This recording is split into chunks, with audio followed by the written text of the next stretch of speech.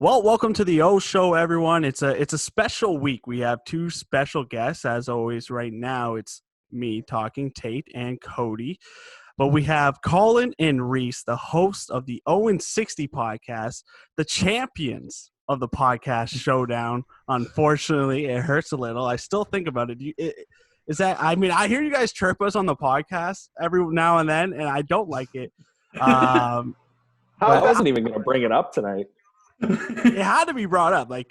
Cody hasn't been able to be chirped yet, so now you guys can openly chirp Cody like I do every podcast.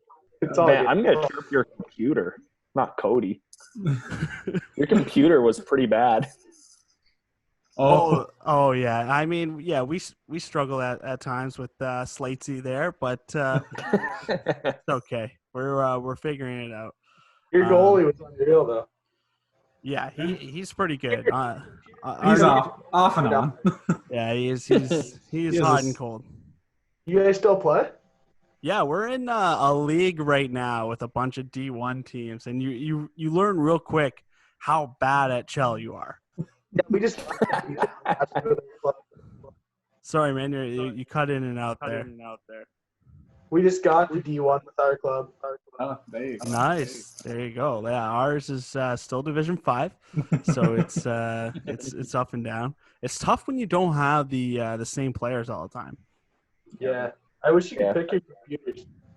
Oh Yeah, that would be a lot better, or at least like pick their build to fit the way you guys play. You know. Yeah. But Get either way, Ian probably the best guy to get. Pardon? Ian Kong, probably the best computer on Chell right now. Like when I'm playing threes and I get him, I'm like, all right, let's go. We're winning. Yeah, well, I mean, we usually always just get a defenseman because that's the position we're missing. Mm-hmm. Yeah. Got to do a top 5 rankings each show. There we go. That's I'll do a video like that. Throw it up on YouTube or something. I'm sure someone's already did it. I think I seen that on TikTok. To be honest. Yeah. Wouldn't surprise me. Yeah. We're not big TikTok guys. Sorry, what did you say? We're not big TikTok guys. You got to get on. It's fun. It's a lot of fun. It's addicting. Let's talk about some sports, though. The Last Dance is going on, and I know I talked to Colin about this briefly. Yeah, you got to watch it. Cody watched one episode. Reese, I'm hearing you haven't watched any? No, I have not. Is this a refusal to watch? Is there a reason for it? Not a refusal. I don't know. I'm just not that interested in Michael Jordan, to be honest. Like I enjoyed when like watching highlights of Bill Laimbeer like throw him to the ground and that Pistons team, but that's about it. Like I figured that was why. Yeah. It's like I'd watch it for that reason. Yeah, you should watch it. Like, I mean, for me personally, it inspired me to, move from the couch to a different couch in my house. But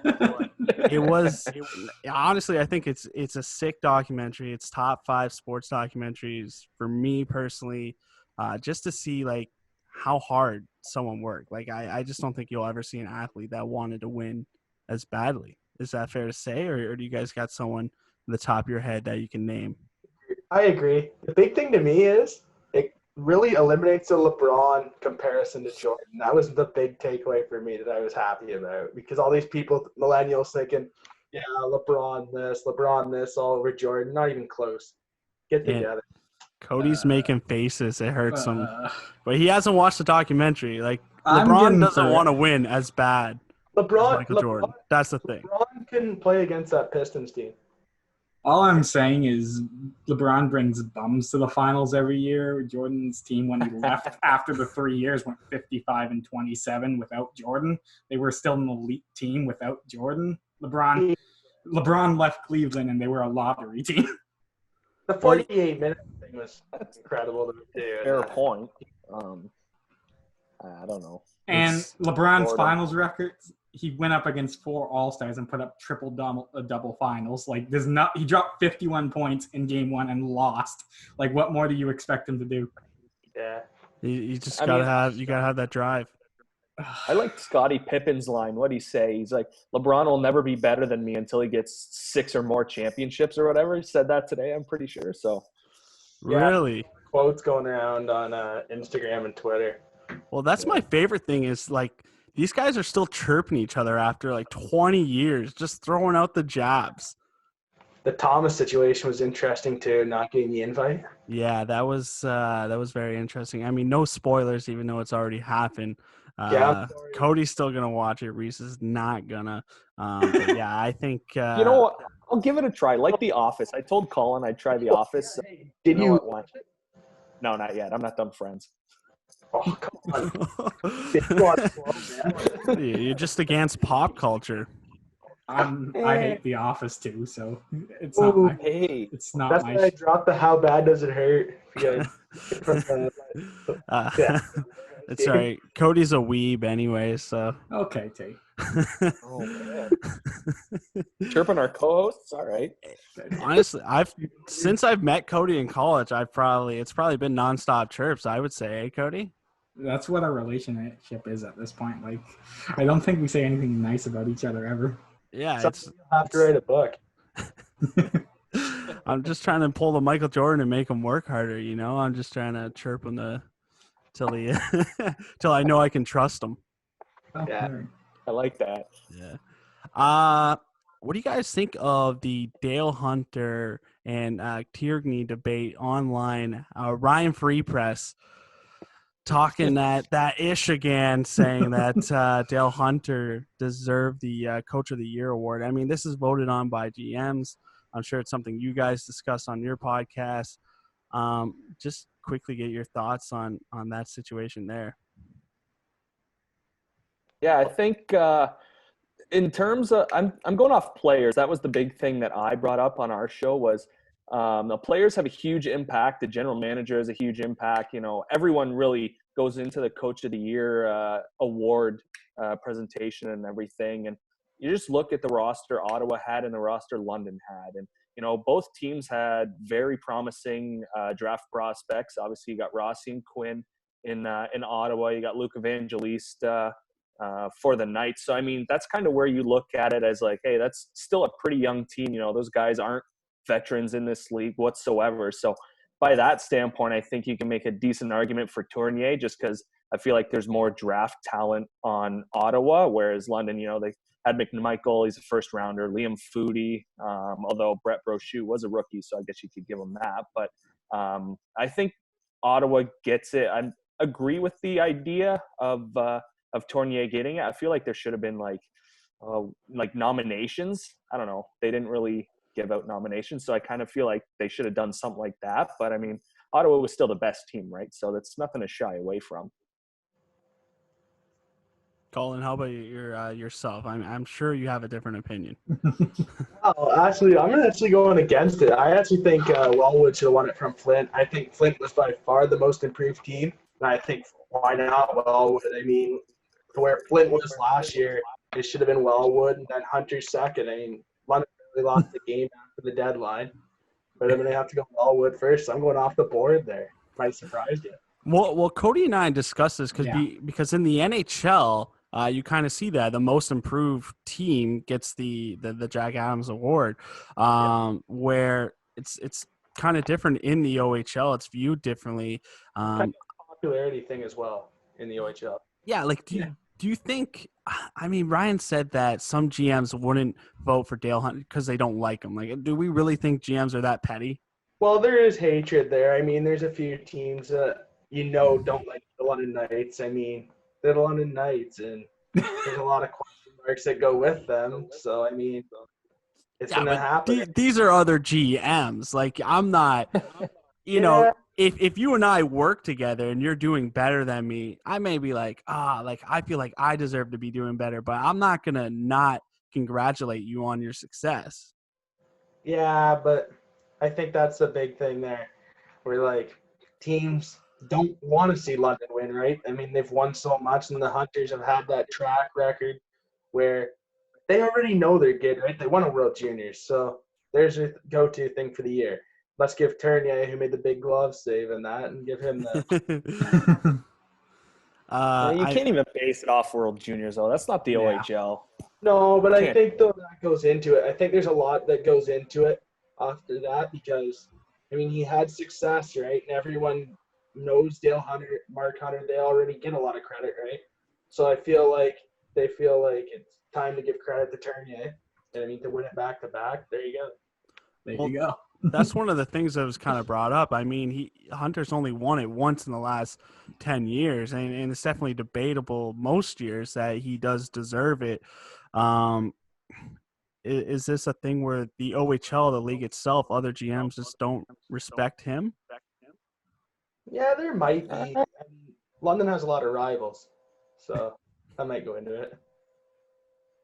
Yeah, but it shouldn't. That's what bugs me. That really bugs me. Like, Sarnia, they play London, 6 times? The Windsor, Kitchener, those guys, you can't be mad about this stuff. Like, you're in a competitive league, one of the best development leagues in the whole world for the National Hockey League, and you can't be petty. Like, some of these head coaches and GMs are trying to move up. Like, they're trying to get NHL or AHL jobs or whatever, and that just shows that you don't really have respect for your peers. And I think that goes a long way to getting a job at the next level, is because, once you get to the next level, it's professional. And if you're not acting professional, well, you're not going to be there very long. So I think that's where it has to come into it, where you have to sit back and say, hey, they had a good team. They beat us once, twice, or however many times. Yeah, that guy should deserve at least, a nomination, I guess, for it. Why do you think the Hunters haven't stuck in the NHL? I think they'd like it in junior.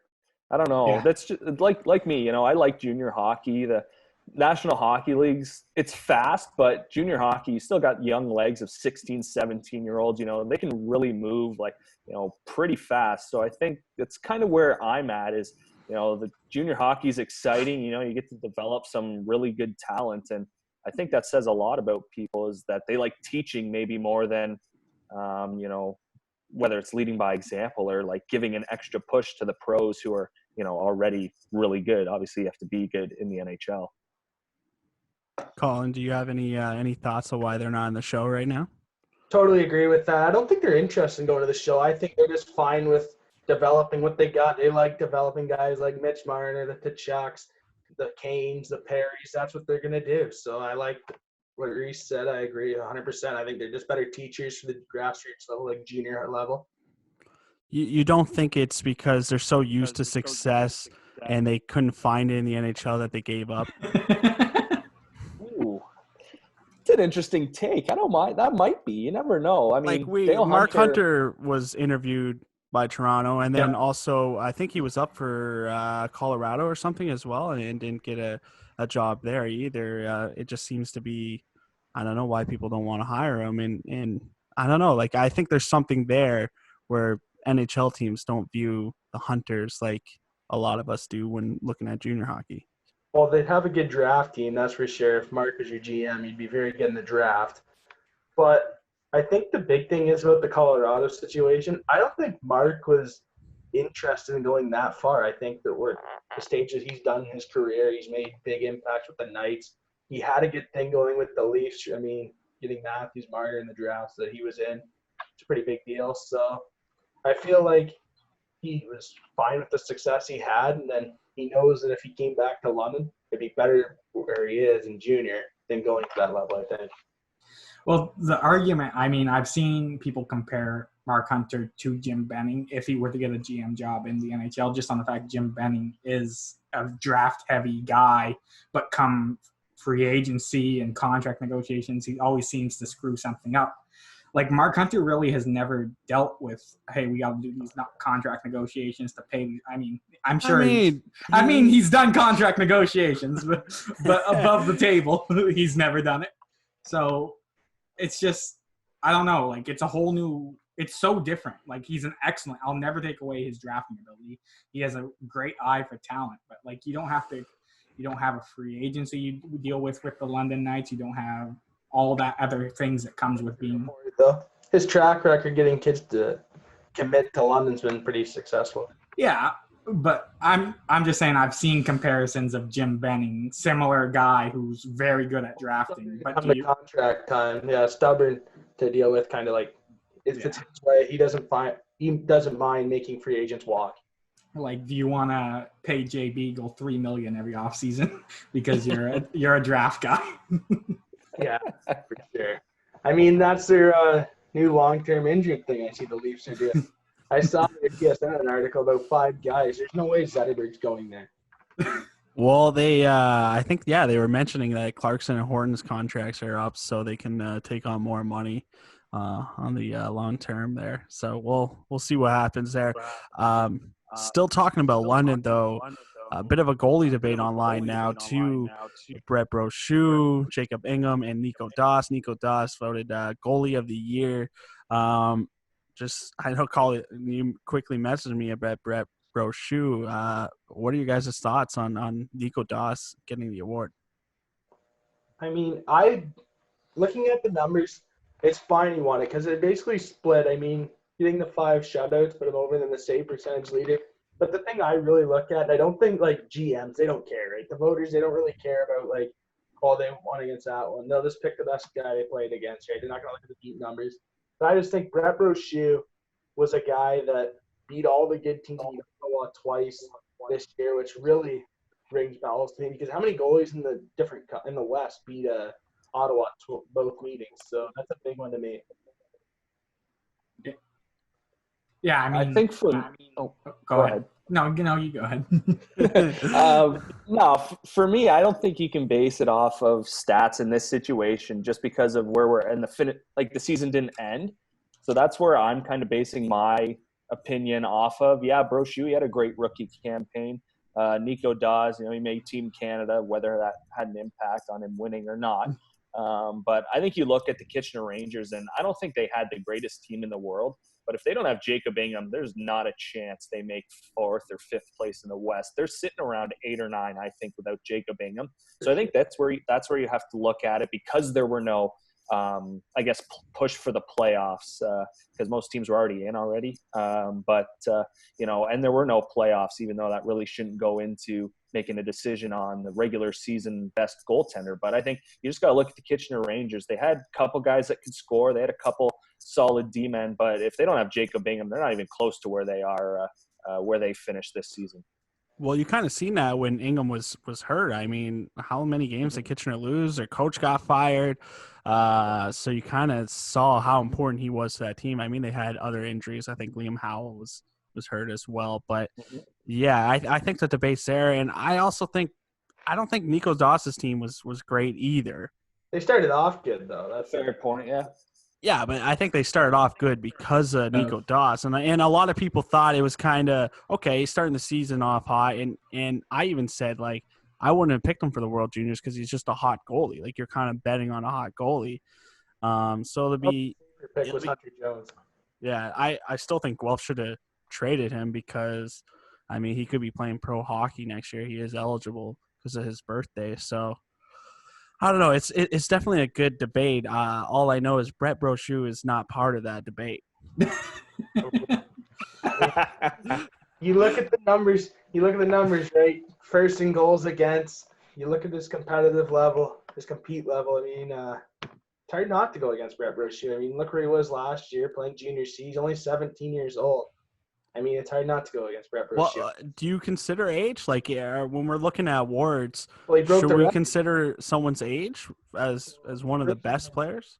Breaking the Knights' goalie record's pretty impressive, too, over guys like Steve Mason and Tyler Parsons as well. Well, how much stock do you put into games played? Because obviously Doss went away to World Juniors, and he ended up, I think it was like 37, 38 games played this season, where a guy like Ingram, I think he played almost 10 more games in them and put up similar numbers. How much stock do you put into something like that? I think it's head-to-head. I think most of the time, like if a GM sees him play, then they'll vote for him. But I don't think there's that much into it. I mean, if you have success, I mean, Nico Dawes with the 5 shutouts, right? No one was even close to that, basically. I mean, so I think that goes into it as well. Yeah, with 4. That's another thing with shutouts. Sometimes I'm not a fan of goalies who have a ton of shutouts because that means if the numbers are extremely high, that means they had a lot of bad games to even that out. But like what Tate said, right? Guelph wasn't necessarily a strong team. So that really sticks out to me as well, to get 5 shutouts on a team where without him they might finish 8th place in the conference. Yeah. Well, I think we talked about Hunter Jones being that kind of goalie where he would have some great games and then like some awful games, but his save percentage was still good. So he's one of those guys where you're like, okay, like maybe he needs to be more consistent. So it is tough. He's a big game goalie. Yeah. I mean, anytime you see a good team going into Peterborough or Peterborough going into your arena, I mean, he's the one guy on that Peterborough team that'll really steal you a game. Well, I said that was Peterborough's biggest problem is not showing up for the other games. Yeah, for sure.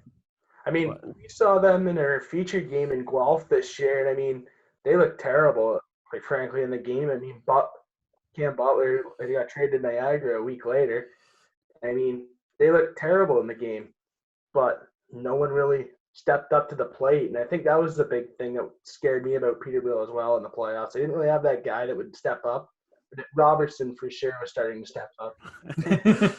Let's not forget that. Well, I think Cody hated on SDA all year for his goal total. Compared to last year, eh? I mean, I don't think there's a more frustrating player in the OHL than SDA. Like, yeah, because you see his potential and you hear the media with his potential, then all these Leaf fans buy into it, and it's like, oh no. Yeah, he got that Leaf hype going, and well, Nick Robertson's kind of seeing that right now too. Like, people are expecting him to make the Leafs next year. No first-round pick last year as well, so that kind of helps him. Yeah, well, I mean, it's still steal. I mean, I don't think you can compare Nick Robertson to his brother Jacob. I watched Jacob firsthand after he got traded to Niagara. It just wasn't fair. Like, it really wasn't for the defense. Well, Studnicka as well. Yeah. The other thing that might be interesting is we might be seeing other top end players come to the OHL next year, depending on the college season. Like we're talking Alex Turcotte, Zegras, I think, and then Cole Caulfield, of course, might come over because the NCAA might not have their season. Do you think we'll see some of these American guys who are playing college hockey come to the O next year? I think there's a possibility. I mean, if kids got to play, right, they're going to come over. Yeah, I think, well, here in Canada, a couple schools have already said that their first semester is going to be online, right? I think McGill said they were. I think Ottawa or Carleton or one of those schools up out east. So I think if they're in that situation where their first semester is online, I think they definitely go to the OHL because you can't, when you're in your draft year for some guys, you can't not play. Like, you can't. That's what sucks for all these O guys where, you know, the season got canceled, even for the NCAA guys that are draft eligible. That's what sucks. Like, you don't get a second look from GMs or head coaches. Like, the OHL, the Dub, and the Q didn't play in the playoffs. And playoff hockey, I think, is huge when teams are scouting you. So I definitely could see it happen. And maybe that helps Fantilli come over. You never know. Well, that's true as well. Like, I know last week Cody and I were talking even – like, who knows what the USHL, like, I don't know what kind of money they get from gate revenue. I still have difficulty seeing the CHL making it work without fans because I don't think there'll be fans in arenas until at least January. Well, I'm starting to believe that there's not going to be a season until there's a vaccine. I know there's been a couple of reports about that, so I don't think it'll matter because there's not going to be a season until there's a vaccine anyways. Like, you're talking the like CHL specifically, or are you including the NHL as well? OHL. NHL is on a different level because they have the income, right? And they still get the jersey sales. Well, Branch said like he's expecting to start on time. Training camp. Yeah, and it's it just, like I said, it doesn't make, like, okay, I think London could do it, but do I think Owen Sound can do it or North Bay? I don't know. Who depends so much on those Saturday night home games, those Thursday night home games, right? Where they get their 2,000 fans. I mean, yeah, there for sure it'll hurt. Well, even the Windsor Spitfires, they're trying to get that nightclub vibe going just to bring in some extra cash. So it's like I just don't see it happening. But as far as if it does happen, as far as level of play, like, I mean, Mississauga would be getting Zegras. Saginaw would be getting Turcotte. Like, imagine that team. And who Caulfield would be in the Sioux, who's trying to get the Mem Cup. Who knows what's going to happen with that? But I believe they should get it. They should get it. I want to see that Mem Cup village there. Yeah, it would be sick. And I was told to try the Sioux pizza, so I wouldn't mind going up there and having some good pizza.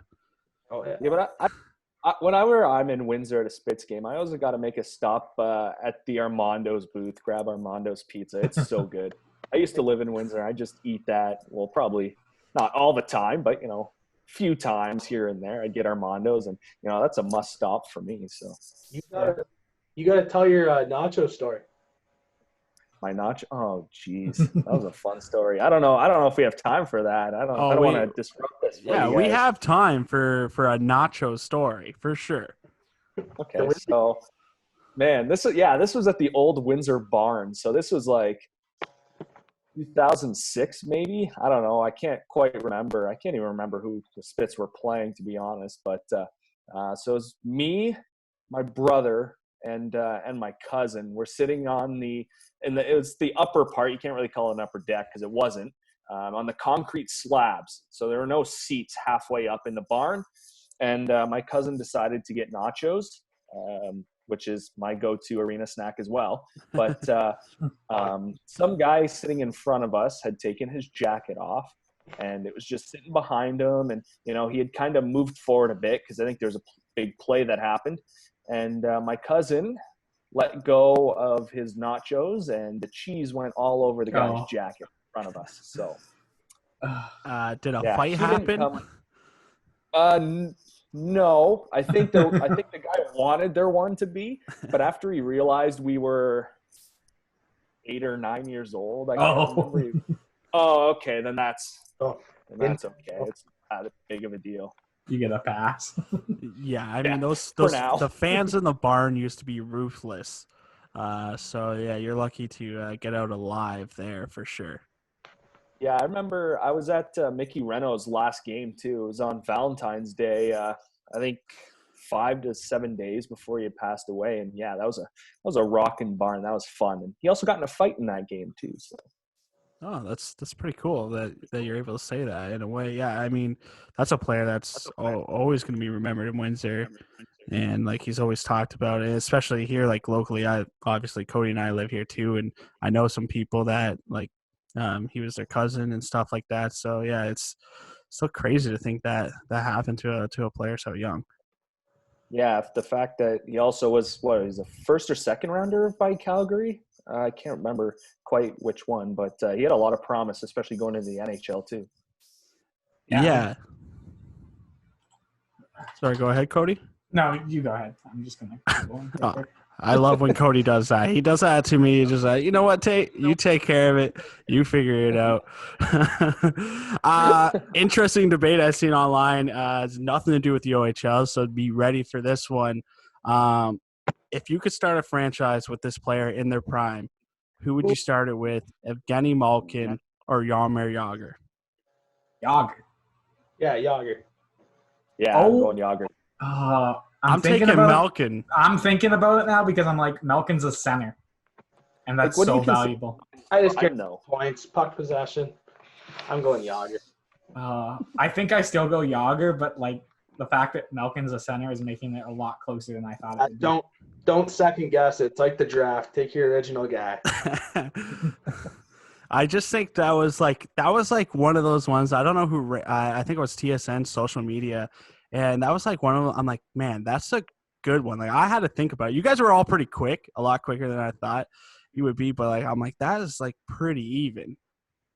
I've been back and forth now that I'm really thinking about it because I'm also thinking like Malkin's always played second fiddle to Crosby. And the years Crosby was injured, Malkin was a dominant force. Like no one could stop him. So like if Malkin had a own team for his entire career, how good would people view Malkin as? Yeah, true. I mean, like, you have to think, like, when do we consider Malkin in his prime? Because even when Crosby got injured I guess it's still going, so this season, he really stepped up. Like, so do you say, when they won the Cup in 2009 is when, Malkin really started flourishing in a Penguins unit? Like, I don't know when to consider his prime because he's still putting up big numbers. I don't know. Like between 2008 and 2012, he was a perennial 100-point player. Like in 2011, 75 games, 109 points, 50 goals. Like that's not too bad. Yeah, no, that's nothing to shy away from. Yeah, he's definitely an impressive player, and I've compared him to, or I guess I compared Quentin Byfield to Evgeny Malkin. Ooh. I don't know if that's a fair comparable, just because of their size, but they don't need Byfield's sick better hands. Okay, Byfield's a good skater for a big guy. Byfield's a good skater. yeah, he's a great He's skater. Wait till he fills out though. Byfield's still gonna fill out a little bit, right? Yeah. It's not like he's old. When he fills out, he's gonna for sure have that Malkin body type, but a better skater. So you can potentially see a Malkin, but a better skater. Well, he's one of the players that, I would think would benefit the most if he could play in the AHL next year. 100%. Oh, for sure, because he's I playing. agree. Because it gets easier and easier the more you play when you're a high pick like he is. Because I think it was Ryan MacArthur on Twitter, which I'm just calling him out for it right now, I guess, said that, if a guy's ready for the NHL or close to, he's not going to be hurt going back to the OHL. Do you guys believe that? It depends on the position. Depends on the position. Because I do think a player can get better. If Byfield came back, I don't know if it would necessarily hurt him, but he's not going to get better. Yeah, I think it just stalls the development process, just in the sense what really do you have to prove at this level?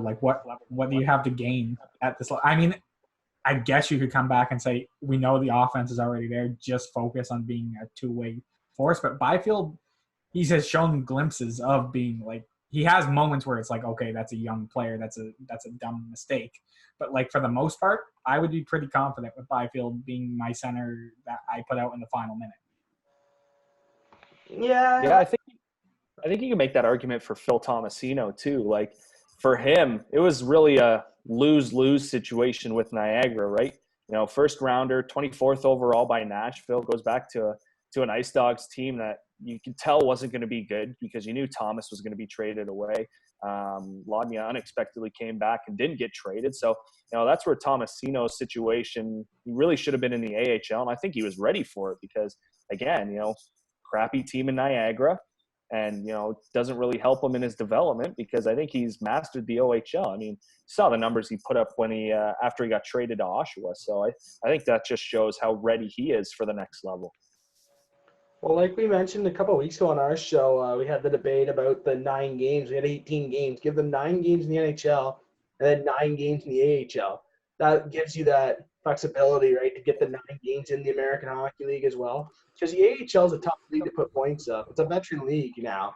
I mean, there's young guys there that have success, but, I mean, it's a great defensive league. So I believe the 18-game thing would be perfect because then you get 9 games in the NHL, 9 games in the AHL, then you have the ability to go back up to the NHL. If you play 9 games, you're going to waste your contract anyway, so you might as well let them go to the AHL instead of dominating it back in junior like when you had the Mitch Marner situation in London. Well, what would you do after he plays 9 games in the AHL and you still don't think he's ready for the NHL, but he's doing well in the A? Then you just keep him on the American Hockey League contract. You see. Oh, I see. Where they would be allowed to play. Yeah. Okay.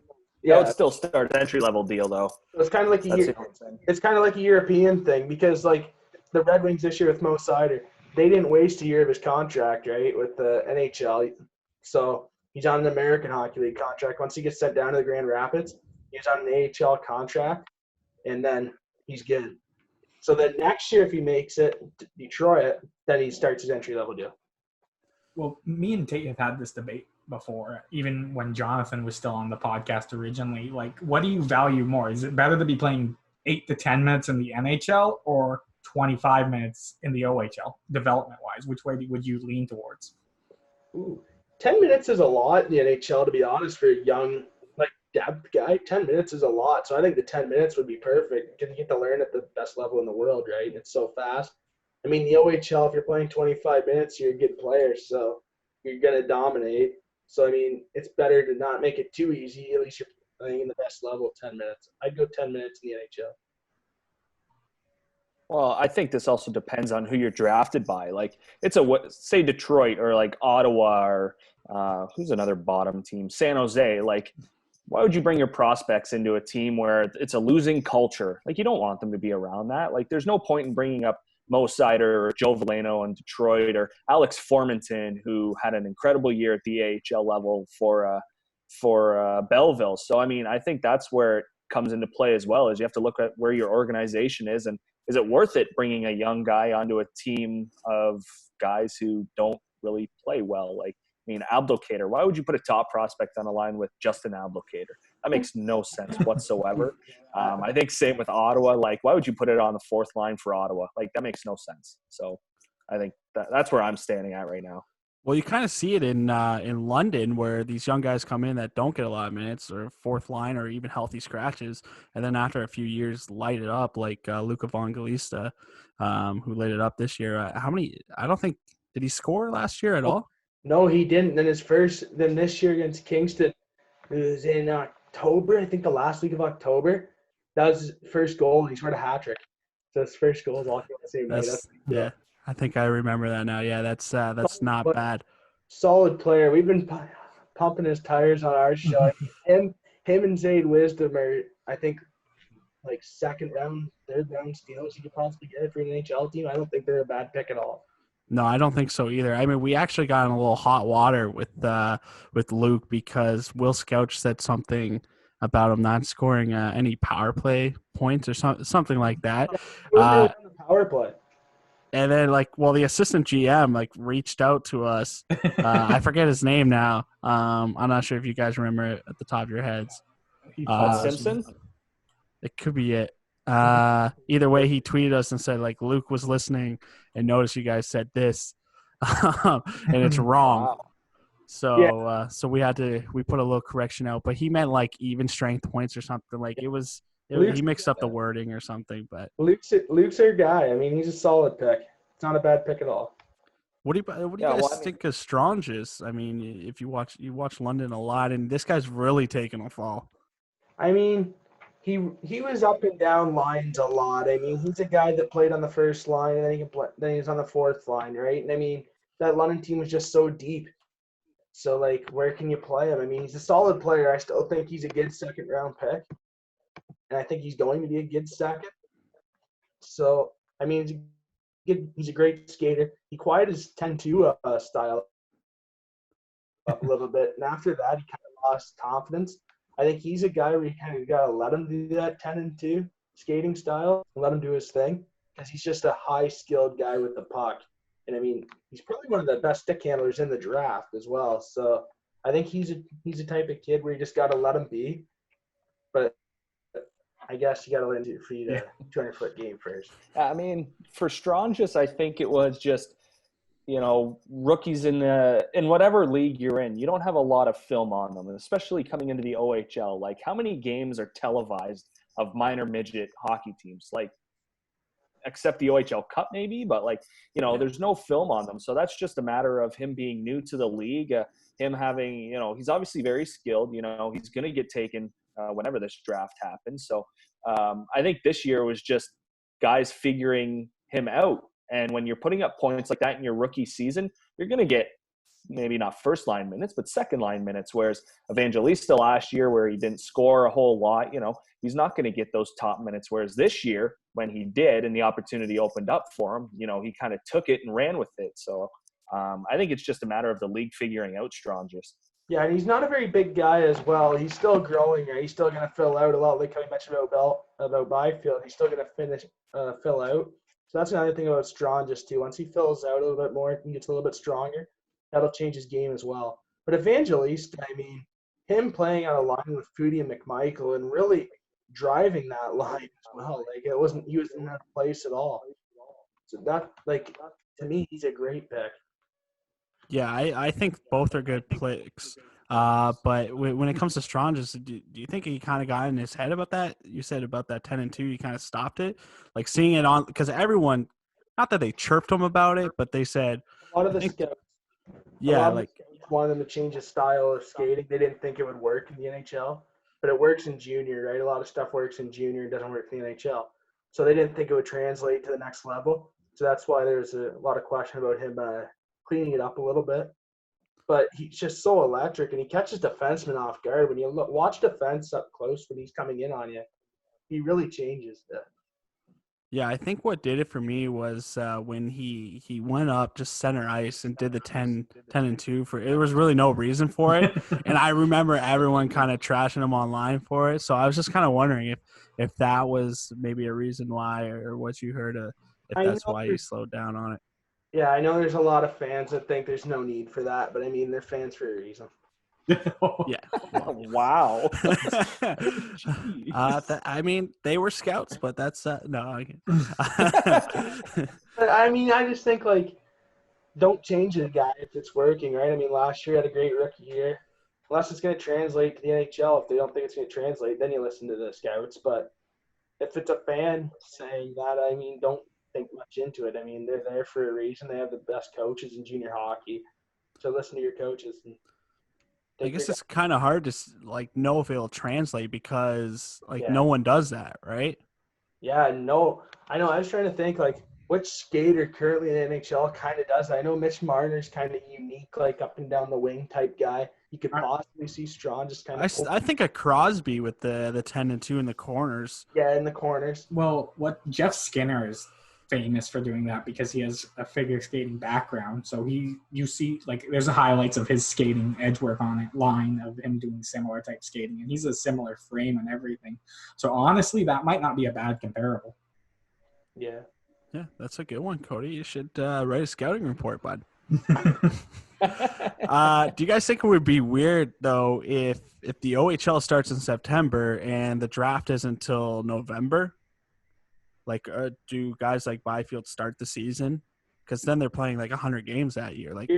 You're going to see a lot of guys get sent back to Major Junior then, because it's just going to be total chaos. I don't think that's the best thing to happen, to be honest, about the draft going in November. I know there's a lot of reports about that now. But I think the best thing is to just do the draft, allow trading, and then go back after. Because it's going to just mess everything up with the development of players and their play next year. And I mean, how Byfield's a great player, right? But that might affect his ability to make the team because of the late draft. And I mean, basically the only one that'll probably make it out of that is Lafreniere. Well, if he doesn't play, if he doesn't come back to junior, at least for that start, and plays in December or January when the NHL has their training camp, he wouldn't have played a game in, that'll be 9 months. Yeah. Yeah. Then they got to get I think that's where you have to almost make another clause, I guess you could say, obviously that renewal of the agreement where you can't be sent to the AHL if you're just drafted or whatever. But I think that's where you have to write in another clause in that agreement to say, hey, if you get drafted, you can't go to the NHL, because I think that's not right. Okay, maybe if you're a first rounder, because I said that on our show, if you're a first rounder, then yeah, you can go to the NHL, because obviously you're good enough to play professional hockey if you're in the first round, whatever league it's in. But even let's say Nick Robertson, he has a big year, right? He has a 50-goal season. Let's say you have a 80 to 100 point season. You have the option to send him back to junior or in the AHL. So you're not just a first-round pick, because then you get the Robertson situation, right? Yeah. Well, I had Will Scouch mention, because a lot of times the biggest thing about the debate is the teams say, we need that star player because we got to sell tickets or for whatever reason, jerseys and merch. He basically said, what if an NHL team says, okay, we'll give you, $300,000 to keep them?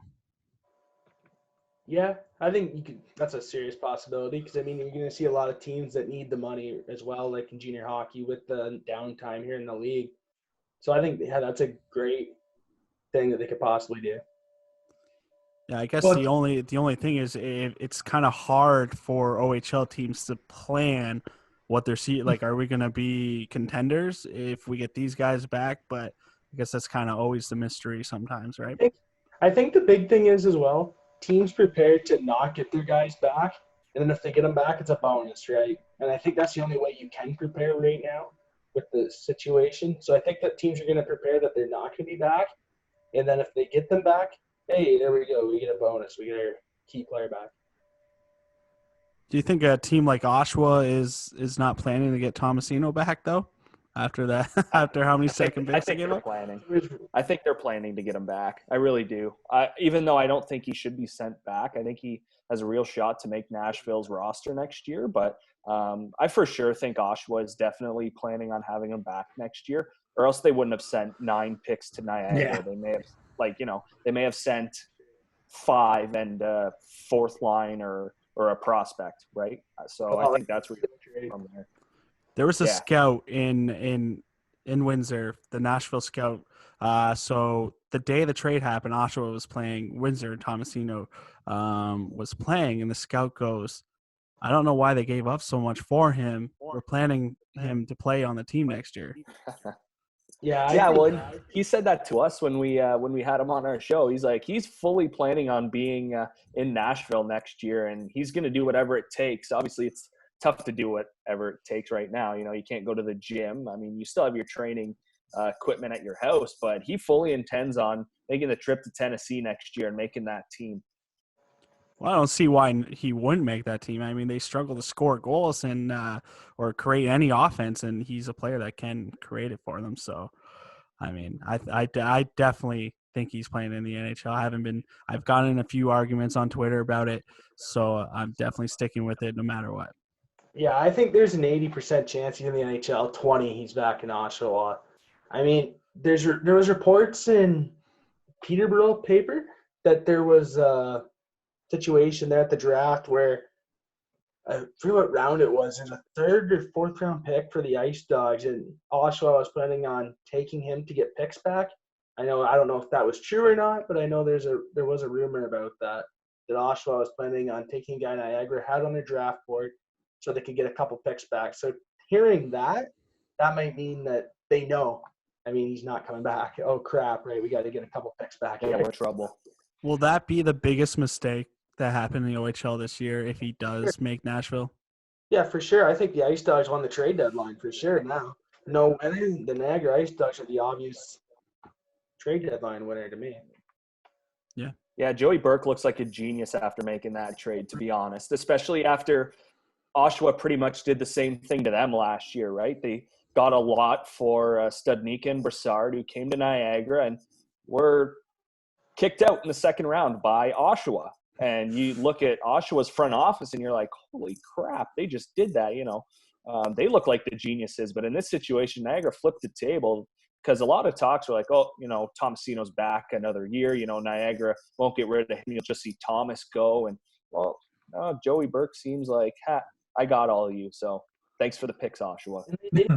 They didn't need to make the Lotnia trade, Niagara. I know there's a lot of things, they should have threw Lotnia in there or Roberts, but they honestly did not need to make the trade. They got enough for those two guys, and they got enough for Sopa earlier and Hunter earlier, where they didn't need to make those moves. So I like their deadline. Yeah, no, I think they had a good deadline. I mean, I was one of those people that said they should have traded Lotnia. But I do apologize now. And I'm sorry for that. Yeah, their draft was almost a perfect draft. Other than North Bay, I really like North Bay getting Wakely in the second round. Well, I find that tough to say because, like Reese said, I mean, there's so much that we can't see. I mean, we're kind of reading what other people are saying. And I don't know how this guy watches minor midget and likes these players. Like, how many times do we see these players become bust? Levin is someone I always think about.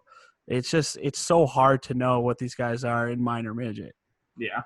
Yeah, for sure. That's the exception with the OHL Cup, right? You had that option to watch those games where, this year there wasn't an OHL Cup. So, you're going off of what parent shot and what, I guess a live stream shot, right? So mom and dad.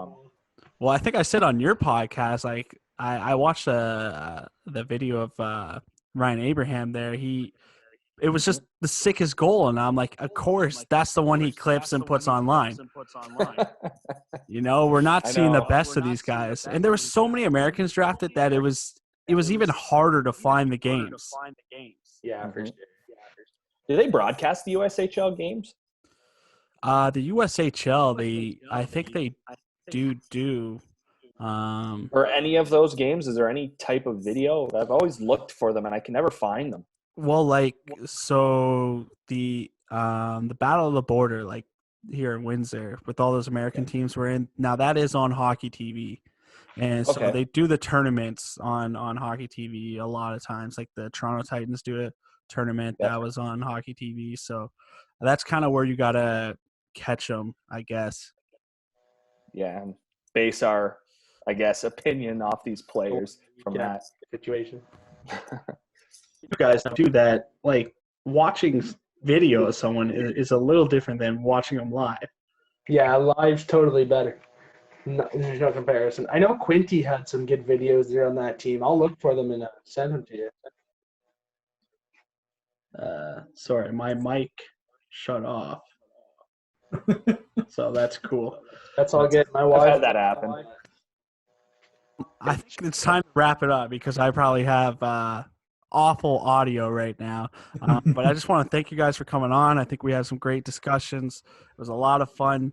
I think we should do another, not 7 games, maybe. Well, aren't you guys planning like a type of tournament or something? Well, we're trying to get a league going. Have 10 games. If we get 5 teams, play each team twice. Play once or twice a week, just to get it's hard to get on there, right, with work, jobs and stuff. But I mean, if we get a 10-game schedule going, each team plays each team twice, and then have a 4 to 7 playoff series. Well, what we need to do is reach out to some players. There we go. Yeah, oh yeah. Yeah, That would be sick.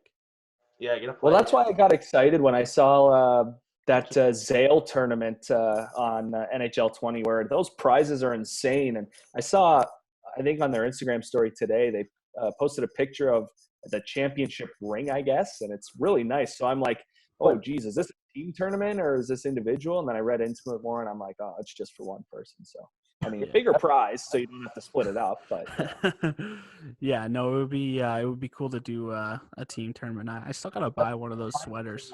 Yeah, we got to find a team. those are so. They are. Yeah.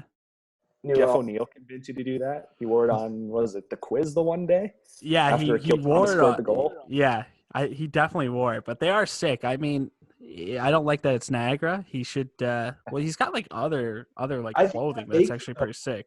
I think that Ice Dog's 3rd jersey next season should be that off-white Zale. That'd be the best tribute. Forget retiring his jersey. Give him the 3rd jersey. Yeah, just give him a whole set. Oh, those would be unreal. The shop there would sell out quick Yeah. if they had alternate jerseys like that. Do you put the Zale logo on it or? Oh yeah, up here, up in like the corner There you Like- go. where you usually have the CCM logo, but Zale. Well, they have to keep the CCM there. Yeah, that's. That's the only thing. I'm sure Zale's not dishing out the same money as CCM. Yeah, but they have the CCM on the back, right? That'd be some lawyers would be involved, I'm sure. Put it on, Yeah, the, more than. I mean, put it on the side. yeah, give Zale a board ad. Put him on the boards. There you go. Yeah. There you go. Toss them a swipe up. Yeah.